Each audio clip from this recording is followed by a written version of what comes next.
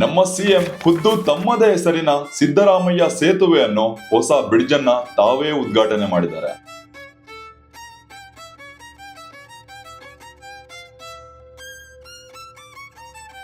ಆದ್ರೆ ಇದೇ ಪಕ್ಷದ ನಾಯಕರು ಗುಜರಾತ್ನ ಕ್ರಿಕೆಟ್ ಸ್ಟೇಡಿಯಂಗೆ ನರೇಂದ್ರ ಮೋದಿ ಸ್ಟೇಡಿಯಂ ಅಂತ ನಾಮಕರಣ ಮಾಡಿದಾಗ ಇವರುಗಳು ಕೊಟ್ಟ ಹೇಳಿಕೆಗಳು ಒಂದೊಂದಲ್ಲ.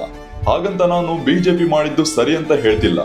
ಆದ್ರೆ ಬೇರೆ ಪಕ್ಷದ ತಪ್ಪುಗಳನ್ನ ನೋಡಿ ಅವ್ರನ್ನ ಟೀಕೆ ಮಾಡುವ ಮೊದಲು ತನ್ನ ಪಕ್ಷದಲ್ಲಿ ಯಾವುದೇ ರೀತಿಯಾದ ತಪ್ಪುಗಳು ಇರಬಾರ್ದು, ಆಗಲೇ ಆ ಪಕ್ಷಕ್ಕೆ ಗೌರವ. ಆದ್ರೆ ನಮ್ಮ ರಾಜ್ಯದ ಸಿಎಂ ಸಿದ್ದರಾಮಯ್ಯ ಅವರು ಹಾಗಲ್ಲ. ಟೈಮ್ಸ್ ತಮ್ಮ ಸ್ಟ್ಯಾಚುವನ್ನ ತಾವೇ ಉದ್ಘಾಟನೆ ಮಾಡಿಕೊಳ್ತಾರೆ.